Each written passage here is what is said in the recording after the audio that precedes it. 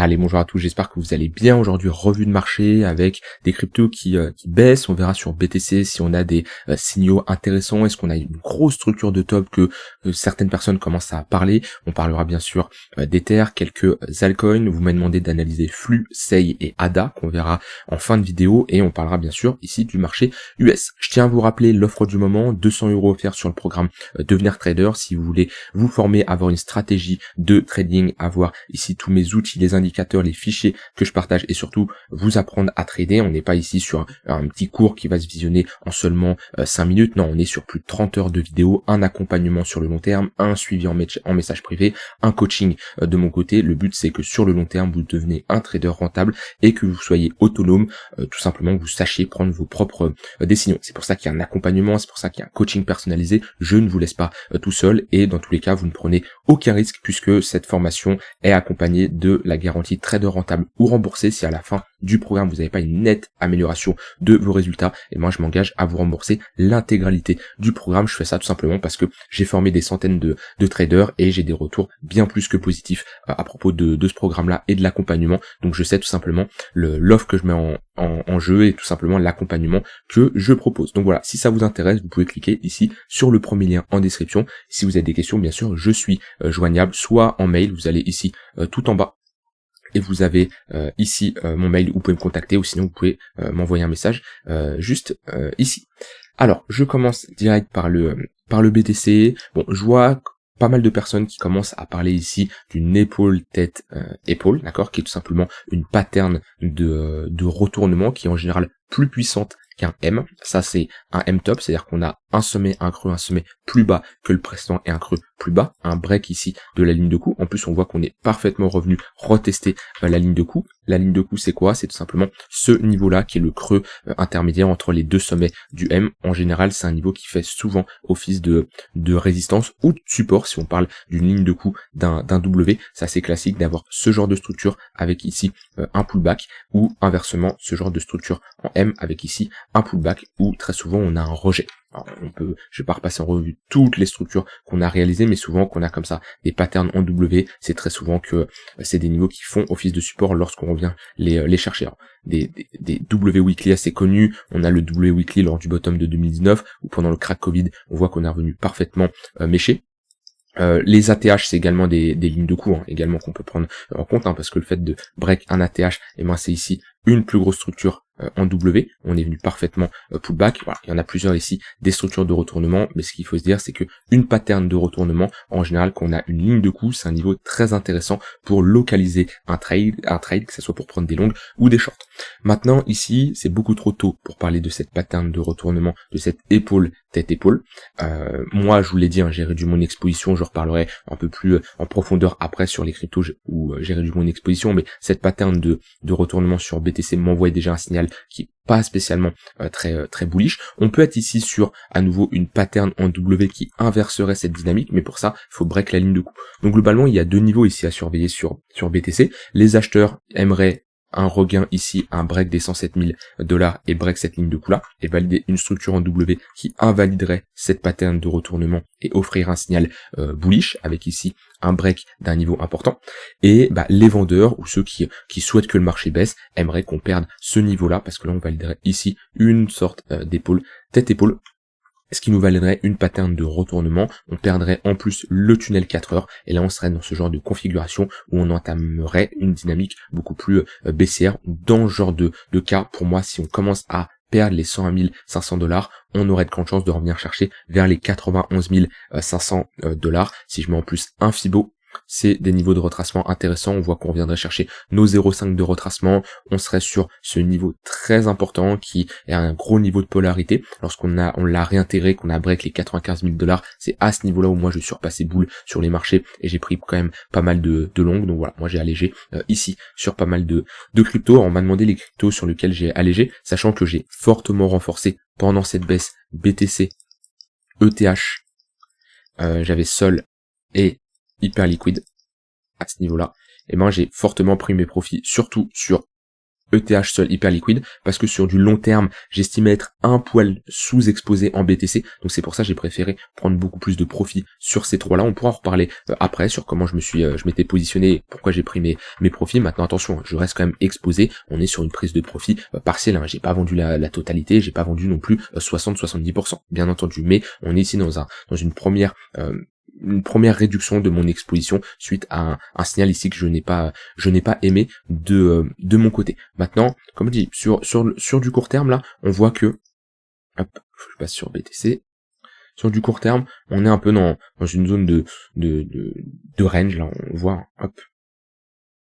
On a un 15 minutes qui est plat, une heure qui est encore plat. On a une indécision, on le voit la mèche en 4 heures. Je vais repasser sur cette charte. On le voit la mèche en 4 heures ici. On est sur de l'indécision, c'est-à-dire que on a une tentative de break par le haut, une bonne poussée au niveau des acheteurs ici en 1 heure. On a un ravalement assez baissier, assez fort. On vient prendre la liquidité sous ces creux, sous ces niveaux-là. On a ici une réaction acheteuse. Donc voilà, le marché se cherche. On est ici dans une zone d'indécision et le marché a du mal à prendre sa décision. Alors attention, demain, on peut s'attendre à de la volatilité en fonction des résultats des annonces qui vont tomber. On a NFP et taux de chômage à 14h30. Donc ça aura un gros impact bien sûr sur le marché, surtout si on a des résultats qui sont au-dessus ou en dessous des attentes. Mais ouais, à ce niveau-là en tout cas, sur le BTC, bon, c'est un niveau qui est compliqué. Moi je vous avais dit tout ce qui revient chercher le tunnel 4 heures, ce point pivot weekly, ouais, c'est des niveaux intéressants pour potentiellement chercher des longues. Mais attention, faut ne pas hésiter à prendre ses profits, au moins une partie, hein. C'est-à-dire que là sur l'intraday, sur du swing, un 2-3%, ça peut quand même faire de la perf. Maintenant oui, c'est sûr, c'est pas la perf de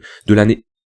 Et c'est pour ça que le BTC manque de momentum. Et ça, on l'avait vu ici sur le MACD. Je vous avais dit que, attention, on a ici une forte divergence baissière qui me fait penser, si on y va à Ether en 2021, Ether à ce niveau-là, tac. On voit que sur Ether, on a une forte montée ici, on fait sommet de plus en plus haut. Et ici, des sommets de plus en plus bas. Donc là, on a une divergence, ça veut dire que sur le prix, des sommets de plus en plus haut, sur l'indicateur, des sommets de plus en plus bas, on a une divergence baissière, ce qui nous indique tout simplement un affaiblissement du momentum, et qu'on a commencé à break ce canal par le bas, qu'on a commencé à avoir des patterns de retournement, une plus grosse structure, là, c'était une inversion de notre dynamique. Quand on a perdu ici les moyennes mobiles, tunnel 1 heure, tunnel 4 heures, ça, c'est des signaux qui sont baissiers. On peut avoir plusieurs divergences baissières, parce que là, si on regarde à l'intérieur, on en a une première ici, on en a une deuxième ici, on en a une troisième, on en a une grande, il y a plusieurs divergences baissières. Si je me mets en mode replay, là on peut déjà partir du principe à ce niveau-là qu'on a un affaiblissement des acheteurs. Donc ce qui nous inverse la dynamique, c'est pas le momentum, c'est pas le MACD. Ce qui nous montre comme qu'on a une inversion de dynamique, c'est la structure de prix, c'est le price action, et c'est simplement une pattern de retournement de tendance. Par contre, un MACD qui nous indique des divergences baissières, ça nous indique qu'on a un affaiblissement du momentum. C'est pas pour ça qu'on va se retourner, mais ça nous montre que, attention, on arrive potentiellement sur une phase de ralentissement de la tendance. Et une divergence baissière comme ça, sans spécialement structure de retournement, ça peut nous faire rentrer dans une phase de consolidation, vous voyez. Comme ici, divergence baissière, hop, à ce niveau-là, on est rentré ici dans une phase de consolidation où on a eu plutôt un essoufflement au niveau des acheteurs. Si je prends le top de 2021, à ce niveau-là, hop, on voit que on diverge. C'est-à-dire que là, on fait 3 sommets de plus en plus haut, et là, on fait sur le MACD des sommets de plus en plus bas. Que ça soit ici, que ça soit même, on le voit bien à ce niveau-là, là on diverge. Au moment où on commence à valider ces divergences baissières, qu'est-ce qu'on fait? On rentre dans une phase de latéralisation. Voilà. Donc ça c'est typique du marché, quand on a des phases de tendance, que ça soit là ou soit à la baisse, on a des phases d'affaiblissement. Pareil, si je prends le MACD, comme ici, on avait tout simplement une divergence baissière. On faisait des creux de plus en plus bas sur le MACD, des creux de plus en plus haut. Par contre, attention à ne pas se positionner trop agressivement. Le MACD c'est bien, comme le RSI, comme d'autres indicateurs comme ça, qui permettent de mesurer le momentum. Par contre, le plus important, c'est ensuite la structure de prix. Parce que le MACD, le RSI, tout ça, c'est des indicateurs qui sont calculés en fonction de l'évolution du prix. Donc c'est pas des indicateurs qui vont prédire l'avenir. De toute façon, il n'y a aucun indicateur qui permette de prédire l'avenir. C'est quelque chose de très important à comprendre.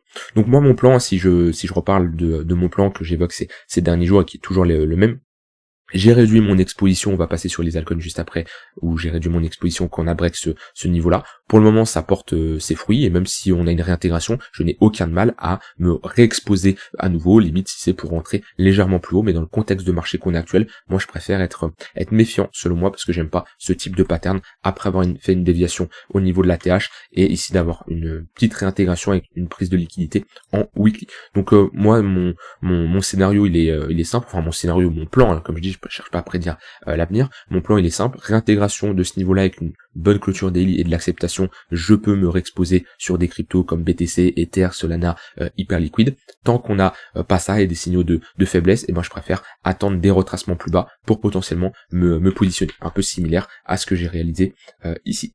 Sur les cryptos où j'ai réduit mon exposition, bon, on va parler d'Ether juste après dans l'analyse, mais sinon j'ai eu Solana. Solana, j'ai réduit mon exposition qu'on est revenu chercher ce niveau-là. Pourquoi? Parce que ici, j'ai une zone de résistance, niveau des $170, $180 à peu près. J'ai une pattern de retournement, j'ai des signaux qui sont baissiers, j'ai une perte du momentum avec un break du 1 heure, un break du 4 heures. Et moi, j'ai réduit mon exposition à peu près à ce niveau-là, parce que c'est des signaux que je n'aime pas, moi, selon moi, où on a des chances de revenir chercher l'extrémité basse. Et alors, certains vont dire, oui, tu chipotes, mais si je regarde de l'extrémité haute à l'extrémité basse, ça reste un moins 30%. Donc c'est pour ça que j'ai préféré prendre mes profits, des profits où j'ai accumulé du Solana sous les $120. De $120 à ici $95, j'ai des ordres qui sont faits exécuter. Donc ça fait quand même ici une bonne performance. Et hyper liquide, j'ai également TP. Alors j'avais TP ici lorsqu'on était un peu sur une charte assez verticale où on commençait à s'enflammer, et j'ai renforcé mon TP légèrement hier. Pourquoi? Parce que ici on a quand même un fort rejet vendeur, on a break le tunnel 15 minutes et le tunnel 1 heure qui lidait cette tendance haussière. On est revenu chercher ici notre zone de rechargement de short entre les 0,58 et 0,786, et là on a réalisé quoi? On a réalisé une pattern de top à ce niveau-là en H4. Donc pareil, j'ai réduit légèrement mon exposition, quitte à re-rentrer plus tard si j'ai des signaux qui sont positifs, mais sur hyper liquide, en plus j'ai réalisé une très bonne performance. Je suis toujours exposé sur hyper liquide, j'ai TP à peu près 25% ici, sachant que j'avais un prix moyen d'achat au niveau des $13 sur hyper liquide. Donc là-dessus, bon, on est sur une bonne performance sur seulement quelques semaines. Hein. Là, on n'est pas sur un trade qui a duré très longtemps. Allez, on est sur 2 mois. Donc voilà, faire ici un x3 sur 2 mois, c'est plutôt pas mal. Et dans tous les cas, je reste exposé sur hyper liquide parce que c'est un projet intéressant qui reste quand même pour moi, en tout cas, pas autant sous-évalué que lorsqu'il était à ces $13, mais en tout cas, il a pour moi un potentiel d'aller chercher beaucoup plus haut. Actuellement, il se situe où hyper liquide? Il se situe 11e. Ah, c'est un projet qui peut aller chercher. C'est un projet pour moi qui peut aller chercher du Solana BNB, alors, pas du jour au lendemain, mais sur le long terme, il y a une possibilité. Et je vais parler de Ether, bien entendu. J'ai également réduit légèrement mon exposition sur Ether, pas autant qu'un Solana ou un Ether ou un hyper liquide. Pourquoi? Parce que Ether est fort comparé à d'autres cryptos, on va en reparler après, mais Ether c'est une altcoin qui est forte, qui se fait pas autant déchirer que les cryptos. Surtout, j'en avais acheté de 1800 1700 à $1400, j'ai fortement renforcé au niveau des 1004, donc voilà, ça fait déjà une performance également de 70%, je préfère réduire légèrement mon exposition. De toute façon sur Ether, ça reste ma plus grosse ligne dans mon portefeuille long terme, où pour moi Ether rattrapera sur retard, c'est une question de quand, pas une question de s'il va le rattraper, mais c'est une question de quand, avec les mises à jour qui se mettent en place, avec l'avancée qu'on voit. Ether, il y a Ether en 2025, Ether en 2021, là, bien sûr il y a un gros écart. Pourtant quand on regarde, au final on se situe au même prix. C'est là la différence entre le prix et la valeur. Mais Ether est fort, et on va en reparler après quand on va analyser les altcoins, mais quand je regarde comme ça l'ensemble des cryptos, ici c'est la performance de l'ensemble des altcoins face au BTC. Je suis en H4, qu'est-ce qu'on constate? La plupart des cryptos se font défoncer. Hein. Si je prends Solana, Link, ADA, on voit ils sont tous en tendance baissière. Dodge, Avax, SHIB, SUI, voilà, à part hyper liquide, à part ETH, à part AAVE, le reste c'est pas terrible, hein. Ouais, Atom, APT, CAS, c'est moche, donc c'est pour ça que j'ai pas de vraie raison de réduire Ether. J'ai préféré réduire Solana parce qu'elle était plus faible. En général, les gens se débarrassent des forts et gardent les faibles. C'est plutôt l'inverse. En général, on va réduire notre exposition sur les faibles et garder les forts. Hein. Pourquoi garder une crypto qui est faible alors qu'on pourrait se concentrer sur des cryptos fortes? Et ça, c'est ce que je vous enseigne depuis un moment. Donc là sur Ether, ça ne change pas. Dans cette phase de latéralisation, dans une phase de compression qui a plus de chances de break par le haut. Maintenant, si BTC retourne à $90 000, on a de grandes chances d'avoir un Ether qui revient chercher $2100. Bien sûr, c'est quelque chose de très probable. Pas grand chose à faire sur Ether, à part, comme je vous l'ai dit à plusieurs reprises, acheter les extrémités basses, vendre les extrémités hautes, et sinon attendre soit revenir chercher une extrémité, soit un break du range et un pullback pour viser la continuation de tendance. Mais sinon, Ether pour le moment, phase de latéralisation, on constitue des étages, des socles, un peu comme on a eu un peu comme on a eu ici, pour le moment il n'y a rien d'alarmant tant qu'on reste au-dessus des 2400 $. Au niveau des altcoins, comme je vous l'ai dit, on regarde les cryptos les plus fortes. Ne faites pas l'erreur de vous débarrasser des cryptos faibles en vous disant des cryptos fortes en vous disant ça y est, elle a bien performé, et ben je la vends parce que je suis en positif, alors que cette altcoin qui a moins 90%, et ben je la garde. Alors bon, le problème c'est beaucoup cette manière de penser. Par exemple, je vais prendre quelque chose de très simple, deux cryptos. Ça c'est l'évolution du graphique. Une crypto qui fait ça, d'accord. Une crypto qui fait globalement ça. Très bien. La personne a rentré ici, sur cette crypto-là. Hop, je vais faire comme ça. Je vais tracer ça. Ça c'est très important ce que je vais vous dire là. La personne, son prix moyen, il est globalement à break-even. Et ici, il rentre là. Hop. Donc voilà, globalement, on a quelque chose comme ça. Beaucoup ont la mentalité de se dire, donc là on a une crypto forte, ok, une crypto qui performe bien, et là on a une crypto qui est faible. Beaucoup ont la mentalité de se dire ah bah cette crypto là, faut absolument que je prenne mes profits, il faut que je sorte tout parce qu'elle a bien performé. Bien sûr, faut prendre ses profits, je dis pas le contraire, mais beaucoup vont se dire de l'autre sur le crypto, bah cette crypto là, je suis rentré en position, il s'est rien passé, je ne peux pas la vendre. C'est dommage de vendre une crypto que j'ai achetée qui ne fait rien. Si vous avez et là ça c'est la charte du BTC, si vous avez un signal de top de marché sur le BTC, l'ensemble des cryptos vont prendre cher, et l'ensemble des cryptos vont se retourner. De manière générale, souvent, les altcoins, dans la majorité des cas, sont corrélés au BTC. Si on a ça, quelqu'un qui voit ça va se dire peut-être, tiens, je vais prendre mes profits sur les cryptos. Et ben cette personne-là va beaucoup plus se concentrer sur cette crypto-là que sur cette crypto-là.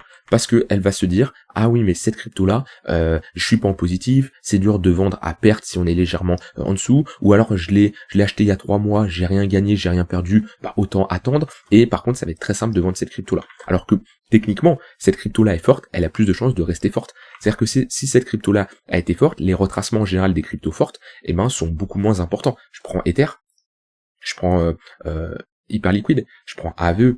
Sur les derniers jours, il y a des altcoins qui ont retracé. Par exemple, je prends le cas de Solana. Solana, c'est une crypto qui est faible, et ben, elle retrace beaucoup plus. Du point le plus haut au point le plus bas, on est sur un moins 20%. Alors que AVE, ici, bah, on est sur sur un 8%. C'est là la différence. Mais beaucoup vont préférer prendre des profits sur AVE que sur Solana parce que il y a cette mentalité en crypto de dire je hold, je patiente. Ce qui n'est pas quelque chose de mal d'être patient dans l'investissement, mais attention non plus à ne pas se voiler la face. Au niveau des cryptos, du coup vous m'avez demandé d'analyser, j'ai Flux. Flux c'est plutôt moche. Je sais pas si j'ai plus d'historique, je me rappelle plus. Je peux pas avoir crypto de point flux. Je vais pas me le mettre. Ok, voilà, c'est mieux. J'avais quoi avant? J'étais sur quoi? J'étais sur Binance. C'est assez ouf, c'est qu'on a pas du tout la même charte. Ouais, là on a une baisse un peu plus importante. Je vais prendre la charte de Binance.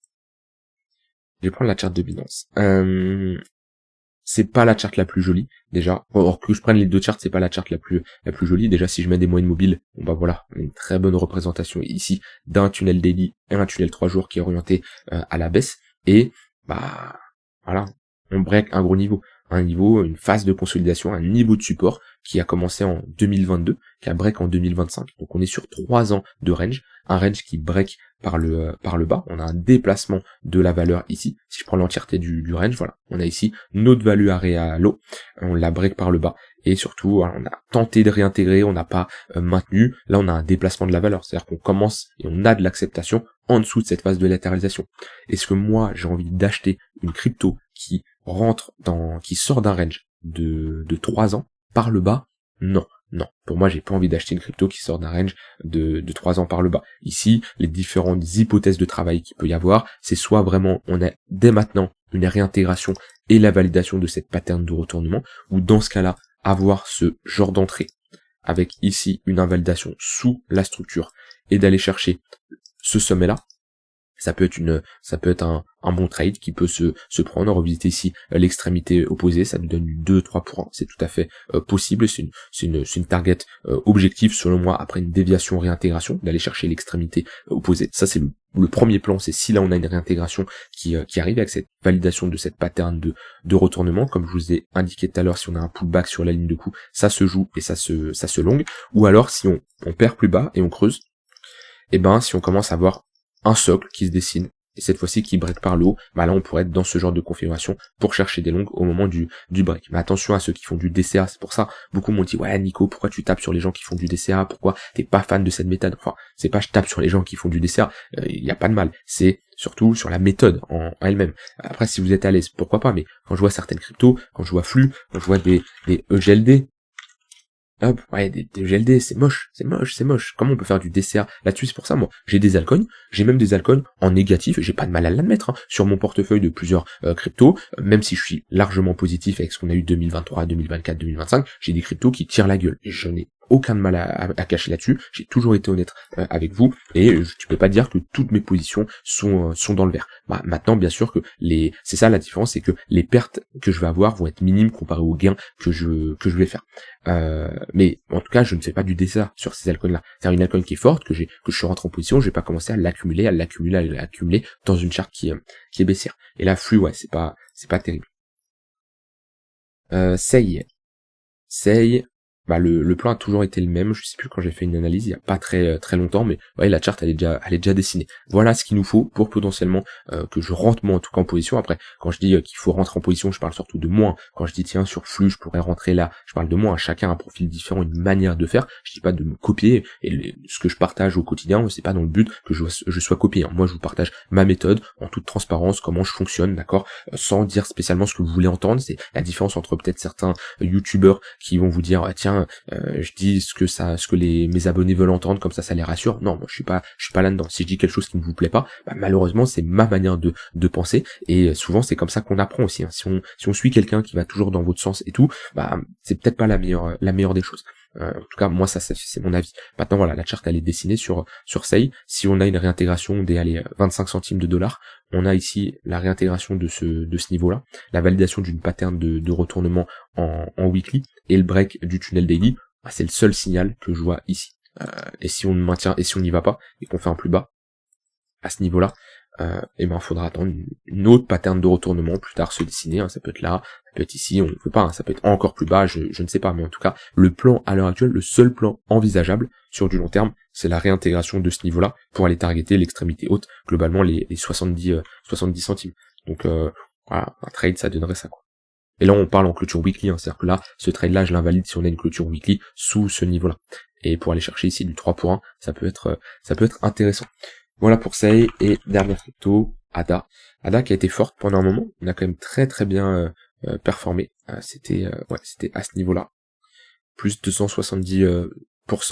Là on avait eu un fort pump au moment des annonces de Trump. C'était un dimanche, hein, une journée où on avait bien pump. Ici je me rappelle. Plus 72%. Et là on a quand même bien retracé. Maintenant on réintègre pas la value area, je pense, du précédent range. Je vais regarder. Non, on voit qu'on a parfaitement pullback au niveau de la value area high. Tant qu'on se maintient au-dessus de cette value area high, ça nous indique qu'on a un déplacement de la valeur. On a eu de l'acceptation au-dessus de ce range-là. On a un déplacement de la valeur. Et là, pour moi, on peut rentrer en tendance. Tant qu'on ne réintègre pas ce niveau-là, c'est on est sorti de cette phase d'accumulation. Et là, c'est pour ici avoir un creux majeur, un creux important, ici un deuxième creux majeur, et pour faire ici des creux et des sommets de plus en plus haut. Donc même si le fondat de Cardano, je le porte pas spécialement dans mon cœur, et j'estime que ça reste un projet un peu surévalué par rapport à ce qu'il propose. En tout cas, il y a d'autres projets qui méritent de dépasser Cardano. Je pense à Hyperliquid, je pense à Chainlink, voilà, je pense à d'autres cryptos comme ça, même des projets comme AVE, hein, qui est Tao, qui ont leur place devant un Cardano. Après ça c'est propre à chacun, l'analyse fondamentale. Mais en tout cas moi c'est comme ça que je pense actuellement. Maintenant il y a ce que nous propose la valeur, le projet, et ce que nous propose le prix. Et là le prix pour moi, on est sur des niveaux de support intéressants. Si je regarde ici les moyennes mobiles, voilà, on est au niveau du tunnel 3 jours. Ce qui serait bien là, ça serait de repasser au-dessus des moyennes mobiles et de retrouver un momentum assez intéressant. Et ce qu'on avait fait là, c'était pas mal.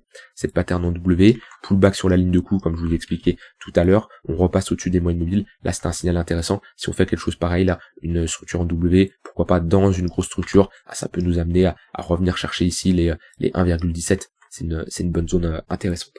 Voilà, je vous laisse avec ça. N'hésitez pas à me redonner des altcoins que vous voulez que j'analyse. Restez prudent sur les marchés. Attention aux risques que vous avez. Attention à votre exposition si elle est pas un peu trop forte. Si vous voulez vous former, bien maîtriser l'analyse technique, avoir une stratégie, une bonne gestion de risque, je vous rappelle, vous avez ici 200 € offerts sur le programme Devenir Trader en cliquant sur le premier lien en description. Je vous souhaite une très bonne fin de journée. Je vous dis à demain pour une prochaine vidéo. Bye bye.